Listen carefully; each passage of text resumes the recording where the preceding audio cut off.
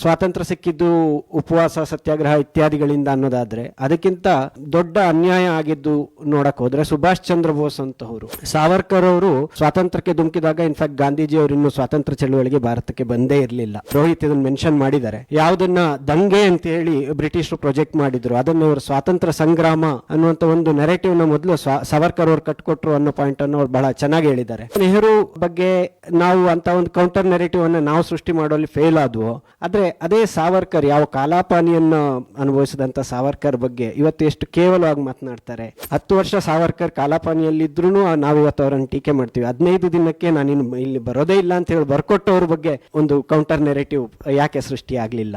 ಈಗಿನ ರಾಜಕೀಯ ಮತ್ತು ಸಾಮಾಜಿಕ ಪರಿಸರ ನಡೀತಾ ಇರೋದೇ ನರೇಟಿವ್ಸ್ ಗಳ ಮೂಲಕ ಅಂತ. ಇನ್ಫ್ಯಾಕ್ಟ್ ಭಾರತ ಸ್ವಾತಂತ್ರ್ಯ ಪಡೆದ ನಂತರ ಅಲ್ಲಿಂದಲೇ ಈ ನರೇಟಿವ್ಸ್ ಗಳ ಕಥೆಯನ್ನ ನಾವು ತಗೊಳ್ಳೋದಾದ್ರೆ, ಭಾರತಕ್ಕೆ ಸ್ವಾತಂತ್ರ್ಯ ಬಂದಿದ್ದು ಶಾಂತಿಯಿಂದ, ಉಪವಾಸದ ಹೋರಾಟದಿಂದ ಅನ್ನೋ ಆ ನರೇಟಿವ್ ಏನು ಸೃಷ್ಟಿ ಆಯಿತು, ಇವತ್ತಿನವರೆಗೂ ನಮಗೆ ಬಹುಶಃ ಅದಕ್ಕೊಂದು ಸೂಕ್ತವಾದ ಕೌಂಟರ್ ನೆರೇಟಿವ್ ಕೊಡ್ಲಿಕ್ಕೆ ಇಷ್ಟು ವರ್ಷಗಳ ಕಾಲ ಬೇಕಾಗ್ತಾ ಬಂತು. ಈಗಿನ ಯಂಗರ್ ಜನರೇಷನ್ಗೆ ಬಹಳ ಸುಲಭವಾಗಿ ಆ ಇತಿಹಾಸಗಳು ಈಗ ಸಿಗ್ತಾ ಹೋಗ್ತವೆ. ಕಾಂಗ್ರೆಸ್ ದೇಶಕ್ಕೆ ಸ್ವಾತಂತ್ರ್ಯ ತಂದು ಕೊಡ್ತು ಅನ್ನೋದನ್ನ ಈಗಲೂ ಹೇಳ್ತಾರಲ್ಲ, ಆ ಮಾತಿನಲ್ಲಿ ಎಷ್ಟು ಸತ್ಯ ಇದೆ, ಎಷ್ಟು ಸುಳ್ಳಿದೆ ಅನ್ನೋದನ್ನ ಈಗ ನಮಗೆ ಲಭ್ಯ ಇರುವಂಥ ಪುಸ್ತಕಗಳಿರ್ಬೋದು ಅಥವಾ ಆನ್ಲೈನ್ ವಿಡಿಯೋಗಳು, ಚಾನೆಲ್ಗಳು ಇತ್ಯಾದಿಗಳ ಮೂಲಕ ಬಹಳ ಸುಲಭವಾಗಿ ನಾವು ನೋಡ್ಕೊಳ್ಬೋದು. ಒಂದು ಕಡೆ ಸ್ವಾತಂತ್ರ್ಯ ಸಿಕ್ಕಿದ್ದು ಉಪವಾಸ ಸತ್ಯಾಗ್ರಹ ಇತ್ಯಾದಿಗಳಿಂದ ಅನ್ನೋದಾದ್ರೆ, ಅದಕ್ಕಿಂತ ದೊಡ್ಡ ಅನ್ಯಾಯ ಆಗಿದ್ದು ನೋಡಕ್ ಹೋದ್ರೆ ಸುಭಾಷ್ ಚಂದ್ರ ಬೋಸ್ ಅಂತವರು ಏಕಾಂಗಿಯಾಗಿ ದೇಶವನ್ನು ಬಿಟ್ಟು ಒಂದು ಸೈನ್ಯವನ್ನು ಕಟ್ಟಿ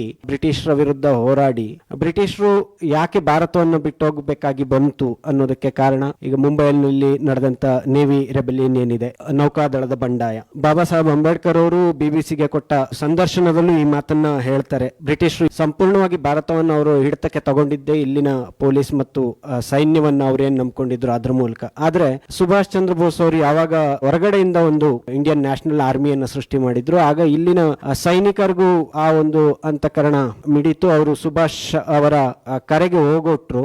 ಇನ್ನು ಇಲ್ಲಿ ನಿಲ್ಲಿಕ್ ಸಾಧ್ಯ ಇಲ್ಲ ಅಂತ ಹೇಳಿ ಬ್ರಿಟಿಷರು ಹೊರಟು ಹೋದ್ರು. ನಿಜವಾದ ಕಾರಣ ಸುಭಾಷ್ ಚಂದ್ರ ಬೋಸ್ ಅವರ ಇಂಡಿಯನ್ ನ್ಯಾಷನಲ್ ಆರ್ಮಿ ಆದ್ರೂ ಬಹಳ ಯಶಸ್ವಿಯಾಗಿ ಇಷ್ಟು ವರ್ಷಗಳ ಕಾಲ ಕಟ್ಕೊಂಡು ಬಂದಂತ ನೆರೆಟಿವ್ ಏನು, ಗಾಂಧೀಜಿ ಅವರ ಉಪವಾಸ ಸತ್ಯಾಗ್ರಹದಿಂದಾಗಿ ನಡೀತಾ ಬಂತು ಅಂತ ಹೇಳಿ. ಮತ್ತೆ ಈ ನೆರೆಟಿವ್ಗಳ ಇನ್ನೊಂದು ಸಾಮರ್ಥ್ಯ ಯಾವ ರೀತಿ ಅಂದ್ರೆ, ಇಲ್ಲ ಗಾಂಧೀಜಿ ಅವರ ಉಪವಾಸದಿಂದ ಆಗ್ಲಿಲ್ಲ ಅಂತ ನಾವು ಘಂಟಾಘೋಷವಾಗಿ ಹೇಳ್ಕೊಳ್ಳಿಕ್ಕೆ ನಮಗೆ ಸಾಧ್ಯ ಇದೆಯಾ ಅನ್ನೋ ಪ್ರಶ್ನೆಯನ್ನು ಹಾಕೊಂಡ್ರೆ ಎಲ್ಲರೂ ಬಹುಶಃ ಹೇಳಲಿಕ್ಕೆ ಸಾಧ್ಯ ಇಲ್ಲ.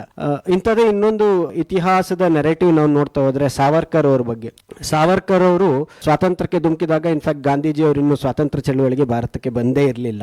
ಸಾವರ್ಕರ್ ಅವರು ಸ್ವಾತಂತ್ರ್ಯ ಚಳವಳಿಯನ್ನ ಹುಟ್ಟಾಕಿದ್ರು. 1857ರ ದಂಗೆ, ರೋಹಿತ್ ಇದನ್ನು ಮೆನ್ಷನ್ ಮಾಡಿದ್ದಾರೆ. ಯಾವುದನ್ನ ದಂಗೆ ಅಂತ ಹೇಳಿ ಬ್ರಿಟಿಷರು ಪ್ರೊಜೆಕ್ಟ್ ಮಾಡಿದ್ರು, ಅದನ್ನ ಇವರು ಸ್ವಾತಂತ್ರ್ಯ ಸಂಗ್ರಾಮ ಅನ್ನುವಂತ ಒಂದು ನೆರೆಟಿವ್ ನ ಮೊದಲು ಸಾವರ್ಕರ್ ಅವರು ಕಟ್ಕೊಟ್ರು ಅನ್ನೋ ಪಾಯಿಂಟ್ ಅನ್ನು ಅವ್ರು ಬಹಳ ಚೆನ್ನಾಗಿ ಹೇಳಿದ್ದಾರೆ. ಹಾಗಾಗಿ ಸಾವರ್ಕರ್ ಅನ್ನೋ ಥ್ರೆಟ್ ಏನು ಅನ್ನೋದು ಬ್ರಿಟಿಷರಿಗೆ ಬಹಳ ಚೆನ್ನಾಗಿ ಗೊತ್ತಿತ್ತು. ಹಾಗಾಗಿ ಅವ್ರನ್ನ ಹೊರಗೆ ಬರ್ಲಿಕ್ಕೆ ಬಿಡ್ಲಿಲ್ಲ. ಆದ್ರೆ ಈ ಸ್ವಾತಂತ್ರ್ಯ ಬಂದ ನಂತರ ಸಾವರ್ಕರ್ ಅವ್ರನ್ನ ಹೇಗೆ ನಡೆಸ್ಕೊಳ್ಳಾಯ್ತು, ಗಾಂಧಿ ಹತ್ಯೆಯಲ್ಲಿ ಅವ್ರನ್ನ ಫಾಲ್ಸ್ ಕೇಸಲ್ಲಿ ಅವ್ರನ್ನ ತೋರಿಸಲಾಯ್ತು. ಆದ್ರೆ ಈಗಲೂ ಬಹಳ ಬೇಸರ ಆಗೋದು, ಸಾವರ್ಕರ್ ಅವರ ಹೋರಾಟವನ್ನ ನಾವು ಒಂದು ಕ್ಷಮಾಪಣಾ ಪತ್ರ ಅಂತ ಹೇಳಿ ಇಟ್ಕೊಂಡು ಮಾತನಾಡ್ತಾರೆ. ಒಟ್ಟಾರೆ ಅವರ ರಾಜಕೀಯ ಜೀವನದಲ್ಲಿ ಅವರು 27ರಿಂದ 29 ವರ್ಷ ಜೈಲು ವಾಸವನ್ನು ಅನುಭವಿಸಿದ್ರು. ಅಲ್ಲಿ 10 ವರ್ಷ ಕಾಲಾಪಾನಿ, 4 ವರ್ಷ ಜೈಲು ಶಿಕ್ಷೆ ಮತ್ತು 15 ವರ್ಷ ಅವರು ರತ್ನಗಿರಿಯಲ್ಲಿ ಬಂದು ಇದ್ದಂಥದ್ದು. ಇದಕ್ಕೆ ನಾವು ಕೌಂಟರ್ ಆಗಿ ನೆಹರು ಅವ್ರನ್ನ ನೋಡ್ಲಿಕ್ಕೆ ಹೋದ್ರೆ, ಅವರ ಇಡೀ ಸ್ವಾತಂತ್ರ್ಯ ಹೋರಾಟದಲ್ಲಿ 9 ವರ್ಷದ ಜೈಲಿನ ಅನುಭವ ಅವರಿಗಿದೆ. ಅದು ಕಂಟಿನ್ಯೂಸ್ 9 ವರ್ಷ ಅಂತೇನಲ್ಲ, ಆಗಾಗ ಗ್ಯಾಪ್ ಅಲ್ಲಿ ಅವರು ಬಹಳ ದೊಡ್ಡ ಜೈಲು ವಾಸ ಅಂತ ಆಗಿದ್ದು ಒಂದು ಫೇಲ್ಡ್ ಚಳುವಳಿ ಏನಿದೆ, ಕ್ವಿಟ್ ಇಂಡಿಯಾ. ಯಾವುದನ್ನ ಕ್ವಿಟ್ ಇಂಡಿಯಾ ಮಾಡಿದ್ರು ಬ್ರಿಟಿಷರು ಓಡೋದ್ರು ಅಂತ ಹೇಳಿ ನಮ್ಗೆ ಇತಿಹಾಸದಲ್ಲಿ ಹೇಳ್ಕೊಡ್ತಾರೆ, ಒಂದು ನೆರೆಟಿವ್ ಸೆಟ್ ಮಾಡಿದ್ರು. ಅದರಲ್ಲಿ ಅವರಿಗೆ ಲಾಂಗ್ ಟರ್ಮ್ ಜೈಲ್ ಅಂತ ಇರುತ್ತೆ. ಆದ್ರೆ ಅಲ್ಲೂ ಅವ್ರಿಗೇನು ಅಂತ ರಿಗರಸ್ ಇಂಪ್ರಿಸನ್ಮೆಂಟ್ ಏನಿರೋದಿಲ್ಲ. ಅಲ್ಲೂ ಅವರಿಗೆ ಒಬ್ರು ಅಡಿಗೆಯವ್ರು ಇರ್ತಾರೆ, ಗಾಳಿ ಬೀಸಕ್ ಒಬ್ಬ ಇರ್ತಾನೆ, ಅವಾಗ ಮನೆಯಿಂದ ಊಟ ತಿಂಡಿ ಎಲ್ಲ ತರಿಸ್ಕೊಳ್ಳೋ ಫೆಸಿಲಿಟಿ ಇರುತ್ತೆ. ವರ್ಷ 1934 ಬ್ರಿಟಿಷ್ ಪಾರ್ಲಿಮೆಂಟ್ ಅಲ್ಲಿ ಒಂದು ಚರ್ಚೆ ಆಗುತ್ತೆ. ಅಲ್ಲಿ ಬ್ರಿಟಿಷ್ ಸದಸ್ಯ ಒಬ್ಬ ಒಂದು ಪ್ರಶ್ನೆ ಎತ್ತುತ್ತಾನೆ, ನೆಹರು ಅವರು ಜೈಲಲ್ಲಿದ್ದಾರೆ, ಅವ್ರ ಹೆಂಡತಿ ಆಸ್ಪತ್ರೆಯಲ್ಲಿದ್ದಾರೆ, ಹಾಗಾಗಿ ನೆಹರು ಅವರಿಗೆ ಏನಾದ್ರೂ ಅವಕಾಶ ಕೊಡ್ತೀರಾ ಅವರ ಹೆಂಡತಿಯನ್ನು ಹೋಗಿ ನೋಡ್ಲಿಕ್ಕೆ ಅಂತೇಳಿ. ಅದಕ್ಕೆ ಉತ್ತರವಾಗಿ ಬ್ರಿಟಿಷ್ ಸರ್ಕಾರ ಹೇಳುತ್ತೆ, ಕಮಲಾ ನೆಹರು ಅವ್ರು ಯಾವ ಆಸ್ಪತ್ರೆಯಲ್ಲಿದ್ದಾರೆ ಅದ್ರ ಪಕ್ಕದ ಜೈಲಿಗೆ ನಾವು ಅವ್ರನ್ನ ಶಿಫ್ಟ್ ಮಾಡಿಬಿಟ್ಟಿದ್ದೀವಿ, ಹಾಗಾಗಿ ಅವ್ರು ವಾರಕ್ಕೆ 1 ಸರಿ 2 ಸರಿ ಯಾವಾಗ ಬೇಕಾದ್ರೂ ಹೋಗಿ ನೋಡ್ಕೊಂಡು ಬರುವಂತ ಅವಕಾಶವನ್ನು ನಾವು ಅವ್ರಿಗೆ ಈಗ ಆಲ್ರೆಡಿ ಮಾಡಿಕೊಟ್ಟಿದ್ದೀವಿ. ಅವರ ವಿಚಾರಣೆಯನ್ನು ಬೇಕಿದ್ರೆ ಅವರ ನೆಹರು ಅವರ ಭಾವನೆಗಳಿಗೆ ಧಕ್ಕೆ ಆಗೋದಾದ್ರೆ ನಾವು ಇದನ್ನು ಖಾಸಗಿ ವಿಚಾರಣೆ ಮಾಡಿ ನಾವು ಅವರನ್ನ ಈ ಕೇಸನ್ನು ಇತ್ಯರ್ಥ ಮಾಡ್ಲಿಕ್ಕೂ ನಾವು ರೆಡಿ ಇದ್ದೀವಿ ಅಂತ ಹೇಳಿ ಬ್ರಿಟಿಷ್ ಸರ್ಕಾರ ಮಾತಾಡುವಂಥದ್ದು, ಆನ್ ದ ರೆಕಾರ್ಡ್ ಇರುವಂಥದ್ದು. ಆದ್ರೆ ಅಂತ ನೆಹರು ಬಗ್ಗೆ ನಾವು ಅಂತ ಒಂದು ಕೌಂಟರ್ ನೆರೇಟಿವ್ ಅನ್ನ ನಾವು ಸೃಷ್ಟಿ ಮಾಡುವಲ್ಲಿ ಫೇಲ್ ಆದ್ವು. ಆದ್ರೆ ಅದೇ ಸಾವರ್ಕರ್, ಯಾವ ಕಾಲಾಪಾನಿಯನ್ನು ಅನುಭವಿಸಿದಂತ ಸಾವರ್ಕರ್ ಬಗ್ಗೆ ಇವತ್ತು ಎಷ್ಟು ಕೇವಲವಾಗಿ ಮಾತನಾಡ್ತಾರೆ ಅನ್ನೋದನ್ನ, ನೆಹರು ಅವರ ಓಲ್ ಇತಿಹಾಸವನ್ನು ನಾವು ನೋಡಿದಾಗ ನಭಾ ಜೈಲಲ್ಲಿ ಅವರೊಂದು 15 ದಿನ ಕಳೀತಾರೆ. ಅದು ಒಂದೇ ಅವರು ಆಕ್ಚುಯಲ್ ಜೈಲು ಅಥವಾ ಆಕ್ಚುಯಲ್ ಶಿಕ್ಷೆ ಅಂತ ಅನುಭವಿಸಿದ್ದು. ನಭಾ ರಾಜ್ಯಕ್ಕೆ ಅವ್ರ ಎಂಟ್ರಿ ಆದಾಗ ಆಗಿನ ರಾಜರ ಆಡಳಿತದಲ್ಲಿ ಇದ್ದಂತಹ ಜಾಗದಲ್ಲಿ ಒಂದು ಅವ್ರನ್ನ 20/12 ಜಾಗದಲ್ಲಿ ನೆಹರು, ಗಿದ್ವಾನಿ ಆಮೇಲೆ ಇನ್ನೊಬ್ರು 3 ಜನನ್ನ ಅರೆಸ್ಟ್ ಮಾಡಿ ಬ್ರಿಟಿಷರು ಜೈಲಿಗೆ ಹಾಕ್ತಾರೆ.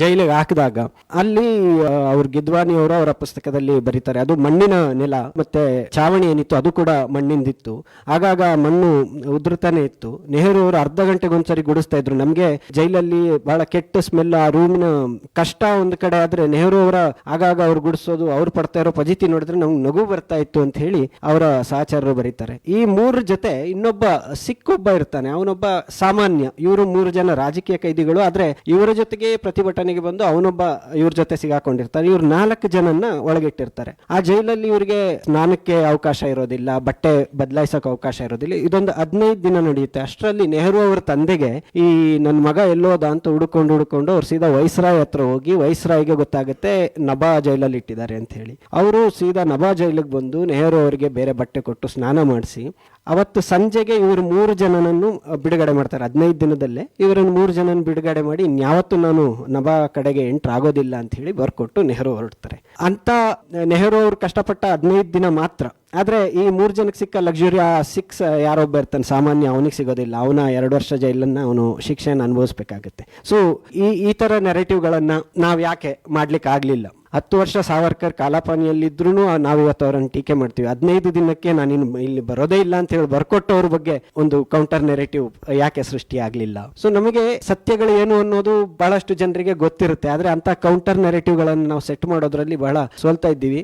ಆ ನಿಟ್ಟಿನಲ್ಲಿ ಇಂತಹ ಒಂದು ಪುಸ್ತಕ ಬೇಕಿತ್ತು. ಬಹುಶಃ ಈ ರೀತಿಯ ಚರ್ಚೆಗಳು ಇನ್ನು ಹೆಚ್ಚೆಚ್ಚು ನಡೆದು ನೆರೇಟಿವ್ಗಳ ಬಗ್ಗೆಯೂ ನಾವು ಮಾತನಾಡಬೇಕಾಗುತ್ತೆ. ಇತಿಹಾಸದ ನೆರೇಟಿವ್ ಇರಬಹುದು, ವರ್ತಮಾನದಿರಬಹುದು, ಮತ್ತು ಭವಿಷ್ಯಕ್ಕೆ ಯಾವ ರೀತಿ ಬೇಕು ಅದನ್ನ ನೆರೇಟಿವ್ಗಳನ್ನು ಅವ್ರು ಸೆಟ್ ಮಾಡೋದಿರ್ಬೋದು, ನಾವು ಸೆಟ್ ಮಾಡೋದಿರ್ಬೋದು. ರಚನಾತ್ಮಕವಾಗಿ ನರೇಟಿವ್ಗಳನ್ನು ಸೆಟ್ ಮಾಡೋದಾದ್ರೆ ಮಾಡಬೇಕಾಗತ್ತೆ. ಹಾಗೆ ಕೌಂಟರ್ ಮಾಡೋದನ್ನು ನಾವು ಬಹಳ ಅಗ್ರೆಸಿವ್ ಆಗಿ ಮಾಡಬೇಕಾಗತ್ತೆ. ಈ ನಿಟ್ಟಿನಲ್ಲಿ ಈ ಪುಸ್ತಕ ಮತ್ತು ಈ ಇನಿಷಿಯೇಟಿವ್ ಏನಿದೆ ಇದು ಬಹಳ